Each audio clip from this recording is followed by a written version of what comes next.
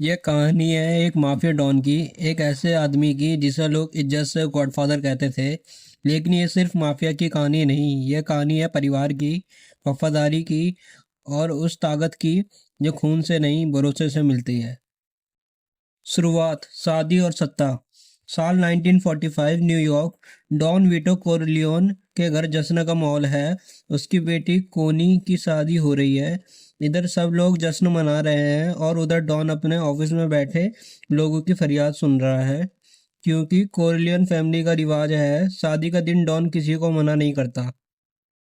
Don का पहला scene ही बताता है कि वो कैसे फैसले करता है। कोई अपनी बेटी के बलात्कारी को सजा दिलवाना चाहता है तो कोई बिजनेस में मदद मांगता है। डॉन सिर्फ पैसे से नहीं, इज्जत से काम करता है। कोरिलियन परिवार का परिचय।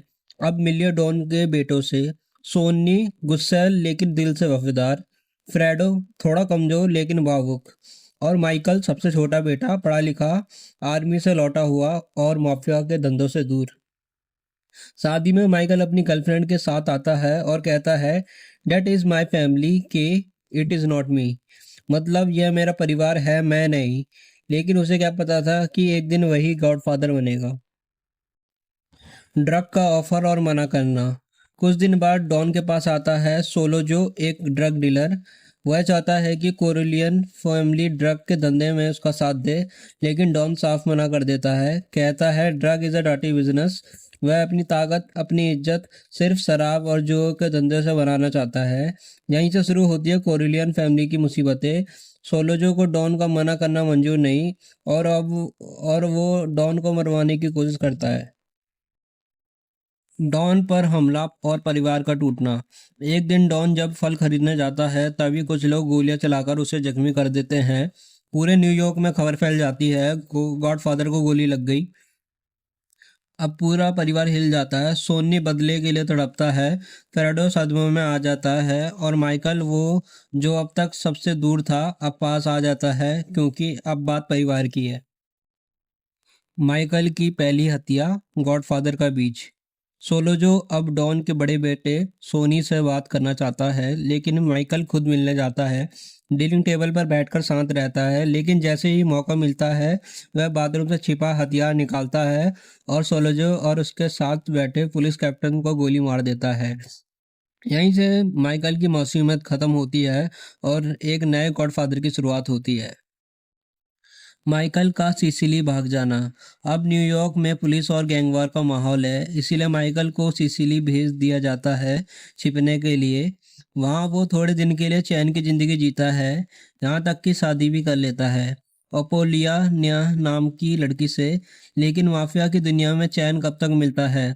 सोलोजो के आदमी उसे मारना चाहते हैं और एक दिन उसकी बीवी की कार में बम लगाकर उसे उड़ा देते हैं। माइकल बच जाता है लेकिन उसका दिल टूट चुका होता है। सोनी की मौत, परिवार पर एक और वॉर। उधर न्यूयॉर्क में हालत और बिगड़ते जा रहे हैं। डॉन का बेटा सोनी अपनी बहन को पीटते हुए पति से बदला लेने जा रहा होता है, लेकिन टोल बूथ पर उस पर घात लगाकर हमला किया जाता है और गोलियों से छलनी कर दिया जाता है। डॉन कोरिलियोन के लिए यह बहुत बड़ा झटका होता है। वह जानता है अब सब कुछ बदलना होगा। डॉन की शांति की कोशिश और माइकल की वापसी।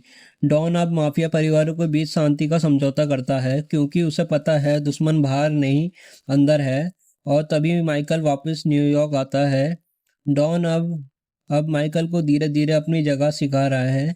कहता है, जिस आदमी ने तुम्हें मीटिंग में बुलाया वही गद्दार है, क्योंकि अब डॉन को भी मौत का एहसास हो रहा है। डॉन की मौत और माइकल की सत्ता संभालना। कुछ दिन बाद डॉन कोरिलियोन की बाग में अपने पोते के साथ खेलते हुए मौत हो जाती है, शांति से। लेकिन अब सत्ता माइकल के हाथ में है और वो अपने पिता से अलग है, ज्यादा चालाक, ज्यादा खतरनाक। फाइनल क्लाइमैक्स, दुश्मनों का अंत। कोनी का पति कार्लो वही है जिसने सोनी को मरवाने में मदद की थी। माइकल उससे सच उगलवाता है और फिर चुपचाप उसे खत्म करवा देता है। और फिर ठीक उसी वक्त जब माइकल चर्च में अपनी भतीजे के बपतिस्म में शामिल होता है, उसी वक्त उसके आदमी न्यूयॉर्क के बाकी माफिया डॉनों को एक एक करके मार देते हैं। सिर्फ कुछ घंटे में माइकल न्यूयॉर्क का नया गॉडफादर बन जाता है और फिल्म के आखिरी में जब के माइकल से पूछती है, क्या तुमने अपने बहनोई को मरवाया? माइकल झूठ बोलता है, नहीं।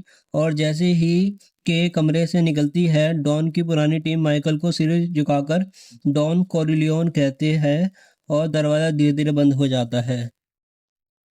अंत, विरासत और बदला हुआ इंसान।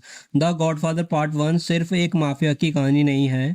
यह कहानी है एक मासूम बेटे की जो हालातों से मजबूर होकर एक खतरनाक, शांत लेकिन बेरहम गॉडफादर बन जाता है। और यहीं से शुरू होती है माइकल कोरिलियोन की असली कहानी। अगर आपको ये कहानी पसंद आई हो तो चैनल को सब्सक्राइब कीजिए और कमेंट करके बताइए, क्या आप गॉडफादर पार्ट 2 की कहानी भी इसी अंदाज में सुनना चाहते हैं?